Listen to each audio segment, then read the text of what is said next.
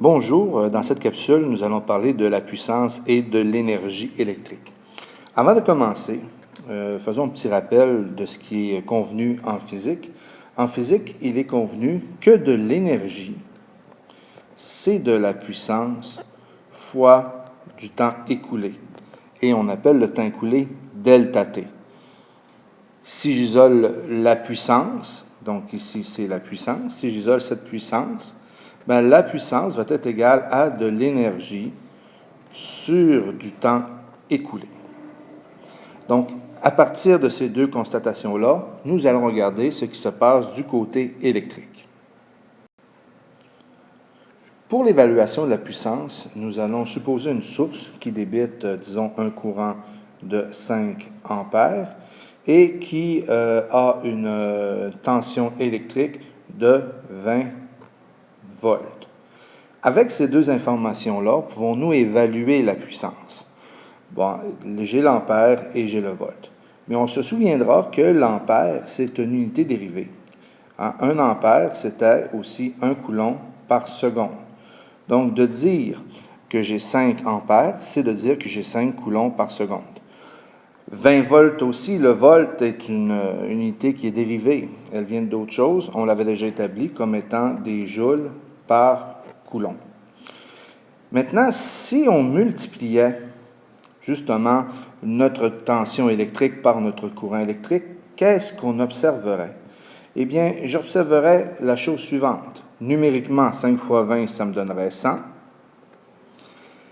Des coulombs par seconde, multiplié par des joules par coulomb. Qu'est-ce qui se passe? Les coulombs se biffent. Nous retrouvons donc 100 joules par seconde.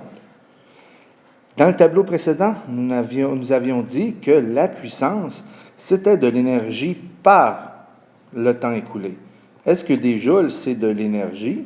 La réponse, elle est oui, c'est de l'énergie. Et est-ce que des secondes, c'est du temps écoulé? Notre réponse est oui. Donc, le joule par seconde se trouve à être de la puissance électrique. Encore une fois, joule par seconde, ce n'était pas pratique. Nous avons donc décrété que 1 joule pendant une seconde, c'était égal à 1 watt. Nous retrouvons donc maintenant que le 100 joules par seconde pourrait s'écrire 100 watts. Donc, le watt électrique, 1 watt, ça se trouve à être égal à 1 joule par seconde. Mais comment avions-nous trouvé notre joule par seconde? Nous avions multiplié des ampères fois des volts. Donc, 1 watt aussi peut être écrit comme étant 1 volt fois 1 ampère. De sorte que l'équation de la puissance ici, donc le symbole que nous utilisons Cp, est égal à des volts, U, fois ici le courant électrique, donc I. Nous trouvons donc l'équation de la puissance électrique. Donc, si j'ai une source qui a 2 ampères et une tension de 10 volts, je vais pouvoir dire que la puissance en watts va être égale à 2 ampères multiplié par 10 volts. Donc, je vais avoir ici 20 volts ampères ou 20 watts. Donc, si on rappelle un peu ce qu'on a dit depuis le début de cette capsule, on a dit tantôt que de l'énergie, c'était de la puissance fois du temps, delta T, et on a dit que de la puissance, c'était égal à U fois I, c'est des volts fois des ampères. Si on combine ces deux-là, nous allons obtenir une troisième relation. Donc ici, j'ai l'énergie, donc je vais l'écrire. Donc ici, l'énergie est égale à, ici, la puissance. Mais la puissance, c'est aussi égal à UI. Donc ici, au lieu de marquer P, je vais marquer UI. Donc nous allons marquer UI. Et l'énergie, c'est de la puissance fois du temps. Donc l'énergie, c'est de la puissance. Ici, UI, c'est la puissance fois du temps. Donc delta T. Ce qui fait que nous avons 3 relations pour être capable de trouver notre énergie et notre puissance. Donc, les unités qu'on utilise pour faire tous ces problèmes-là, c'est toujours la même chose. La tension sera toujours des volts. On sait que ça peut être aussi écrit comme des joules par coulomb, mais on utilise toujours le volt. L'intensité du courant électrique, nous utilisons l'ampère. La puissance, nous utilisons le watt. L'énergie, nous utilisons le joule. Et le temps écoulé, nous utilisons la seconde. Donc, est-ce qu'il y a une seule façon d'exprimer l'énergie?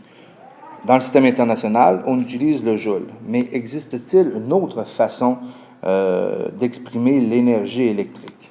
Eh bien oui, il y en a un autre. Nous savons que de l'énergie, c'est de la puissance fois du temps.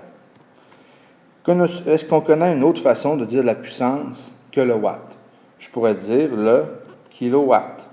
Effectivement, c'est 1 millier de watts. Est-ce qu'il y a d'autres façons d'exprimer le temps? Oui, les heures. Donc, effectivement, lorsqu'on achète du courant électrique d'Hydro-Québec, on nous vend l'énergie électrique en kilowattheure. C'est de l'énergie parce que c'est de la puissance fois du temps, mais ce n'est pas l'unité qu'on utilise en système international, le joule. Mais le kilowattheure, il est plus facile d'évaluer quelle est l'énergie consommée. Effectivement, un appareil d'1 kilowatt qui fonctionne pendant 1 heure se trouve à être 1 kilowattheure. Donc, il y a deux façons d'exprimer l'énergie. Une façon plus du côté système international, point de vue physique fondamental, et l'autre façon plus du côté de la consommation électrique. Faisons quelques exemples. Premier exemple, j'ai un moteur qui est branché aux 220 volts et qui consomme 2 ampères. Quelle est la puissance de ce moteur? Eh bien, la puissance est égale à UI. Est-ce que j'ai U? Oui, 220 volts, fois 2 ampères qui se trouve à être I. Donc, la puissance de ce moteur-là serait égale à 220 fois 2, donc 440, volts fois ampère, donc je pourrais écrire volt-ampère, ou je peux ici aussi écrire watt. Donc, la puissance de mon appareil, de ce moteur-là, serait de 440 watts. Je pourrais poser une deuxième question. Maintenant que je sais que ce moteur-là a une puissance de 440 watts, je pourrais poser la question, quelle est son énergie consommée s'il fonctionne pendant, disons, 10 secondes? Eh bien, de l'énergie, c'est de la puissance fois du temps. Est-ce que j'ai la puissance du moteur? Oui, je l'ai ici. La puissance, on l'a. C'est un moteur de 440 watts. Est-ce que j'ai le temps pendant lequel il a fonctionné? Oui, pendant 10 secondes. Donc ici, je vais faire 440 fois 10. Ça va me donner 4400 watts fois seconde. Bon, on avait établi que des watts fois des secondes, ce sont des joules. Donc, ce moteur consommerait 4400 joules. Pour terminer, faisons un dernier exemple. Supposons que j'ai l'ampoule de 100 watts qui fonctionne pendant 24 heures. Je pourrais me poser la question, quelle est l'énergie de cette ampoule? Eh bien, pour faire le problème, la relation elle est simple, c'est que l'énergie est égale à la puissance fois du temps. Sauf qu'ici, la puissance, quand on fait un problème pour avoir une réponse en joules, la puissance doit toujours être en watts, c'est le cas ici, et le temps doit toujours être en secondes. Sauf qu'on voit bien que 24 heures, ce n'est pas des secondes. On doit donc transformer 24 heures en secondes. Dans 1 heure, il y a 60 minutes de 60 secondes. Donc, dans une heure, il y a 3600 secondes. Donc, pour savoir le nombre de secondes dans une journée, nous devons faire 24 fois 3600, je le fais sur ma calculatrice, ce qui va nous donner 86 400 secondes.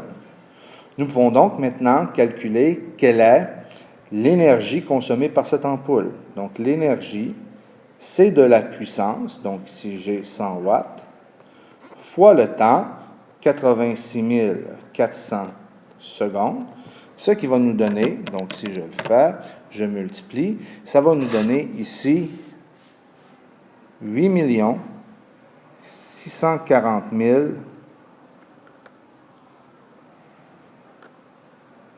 joules. Donc 8 640 000 joules serait l'énergie consommée. Ou je pourrais écrire 8,64 mégajoules, parce qu'on sait que le méga veut dire 1 million. On pourrait poser une deuxième question. On pourrait dire, oui, c'est beau, nous venons de trouver l'énergie en joules. Mais si mon but, ce serait de calculer, ça a coûté combien de laisser une ampoule de 100 watts fonctionner pendant 24 heures? Il faudrait que je le calcule en kilowattheures. Donc, on avait dit que l'énergie, c'est toujours de la puissance fois du temps, mais la physique ne change pas, mais on peut trouver d'autres unités pour l'énergie. Donc, si je veux avoir l'énergie en kilowattheures, je dois avoir la puissance en kilowatts et le temps en heures. Dans notre exemple, on me dit que que la puissance est de 100 watts. 100 watts, ce n'est pas des kilowatts. Je dois donc le transformer. Donc, 100 watts divisé par 1000 va me donner 0,1 kW, multiplié par le delta T, donc ici le temps en heures, pour avoir des kilowattheures, fois 24 heures. Ce qui fait que l'énergie en kilowattheures serait égale à 0,1 multiplié par 24, ça me donnerait 2,4 kWh. Donc, ce serait l'énergie consommée par une ampoule de 100 watts laissée ouverte pendant 24 heures. Maintenant, supposons que la centrale hydroélectrique nous vende le courant à 5 cents le kilowattheure. Quel serait le coût de laisser une ampoule de 100 watts ouverte pendant 24 heures? Eh bien, le coût total serait 2,4 kWh multiplié par 5 sous par kilowattheure. Donc, les kilowattheures vont se biffer, il ne va me rester que des sous. Donc, on le calcule, 2,4 multiplié par 5, ça nous coûterait 12 sous.